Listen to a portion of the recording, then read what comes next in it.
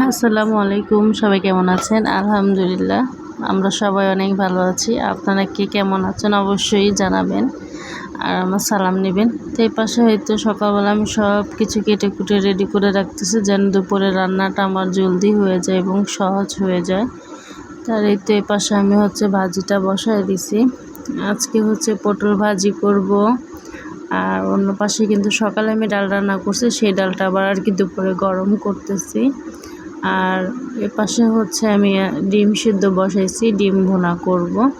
তো আজকে মানে রিয়েল ভয়েসটা দিব বেশিরভাগ।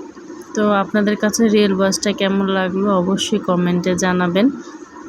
যদি হয় তাহলে আমি এরকমভাবেই আর কি রিয়েল ভয়েস দেওয়ার চেষ্টা করব। তো এই পাশে তো ডিমটা কিন্তু বলক চলে আসছে, তো আমি ডিমটা একটু সিদ্ধ করে নেব, কারণ আমার শাশুড়ি মা আর কি বলছে যে ডিমটা যেন সিদ্ধ করে নেয়, যেহেতু একটু চাষের মাছের আর কি ডিম।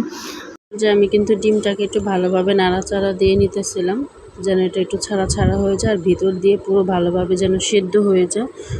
তো এই দেখুন এই পর্যায়ে কিন্তু আমার সুন্দরভাবে সিদ্ধ হয়ে গেছে। এখন আমি এটাকে একটু ঝরা দিয়ে নেব। আর এতে ঝরাটা দেওয়ার পর আমি এটা ডিম সিদ্ধ হয়ে গেছে, আমি এখন ঝরা দিয়ে রাখছি। আর এই ডিমগুলো দেখেন কি সুন্দর হয়েছে, একটু আলতো হাতে ডলা দিলেই মিশে যাবে। আর এর পাশে আমি ডিম ভুনার জন্য এই যে বসাই দিচ্ছি কড়াইটা, পেঁয়াজটা দিলাম। এখন একটু এটাকে লাল লাল করে হালকা ভেজে নেব। এবং এই পাশে আমি আবার ভাজি করতেছি, ভাজিটা একদম ভাজা ভাজা করবো। তারপর আমি পেঁয়াজ দিব, আমি একটু তখন পরপর নাড়া দিতেছি। এই পটল ভাজিটা আমাদের বাসায় সবাই অনেক পছন্দ করে এইভাবে করলে, বিশেষ করে আমার শ্বশুর। আমাদের ছোটো বউ রান্না করে। দাও একটু দাও। পেঁয়াজটা লাল লাল হয়েছে, আমি এর মধ্যে আদা রসুন বাটা দিচ্ছি। আর এখন পরিমাণ মতন মশলা, লবণ দাও। আচ্ছা দাও, তুমি লাগো। আমাদের ছোটো বউ আজকে ডিম ভুনা রান্না করবে না?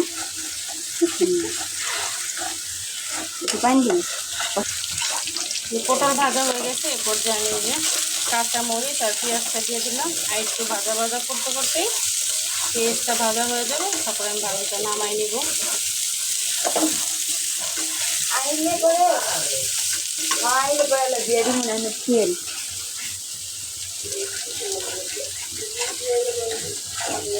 সবার দাওয়াত, আমাদের ছোট বসকে ডিম বোনা রান্না করতেছে।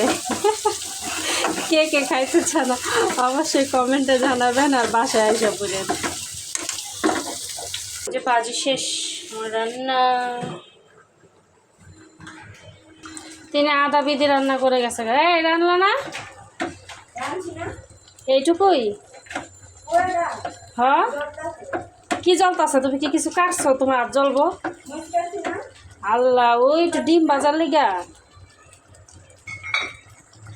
মাছ ধোবো, এই জন্য গরম পানি করে নিচ্ছি। আর এই তো এই পাশে ডিম ভুনা এই পর্যায়ে। বউ আজকে মশলা বেশি দিয়ে দিছে, আমি এখানে তো শেষে একটু জিরা ফাঁকি দিতেছি। মশলা বেশি দিছে, আমার কিন্তু দোষ নাই, আমি দেখছি খালি ও দিতেই আছে, কিছুই বলে না। আমি আমার ভাজি দিকে ধ্যানেছিলাম, খেয়াল করিনি এটা। যাই হোক, ভালো হইলেই হয়েছে। ডিম বোনা আমার প্রায় শেষ, আমি শেষ পর্যায়ে এখন দিয়ে দেবো লেবু পাতা কিছু। এটা একটা সুন্দর গ্রান আসবে, সেজন্য আমি লেবু পাতাটা দিয়ে দিতেছি। আমাদের বাসায় বেশিরভাগ ডিম ভুনা, তারপর ভাঙা তরকারির মধ্যে একটু লেবু পাতা দিলে এটা অনেক সুন্দর গ্রান বের হয়, সবাই পছন্দ করে।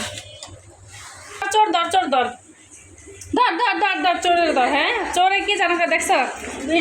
মোড়া ডিলে বলাই চোর।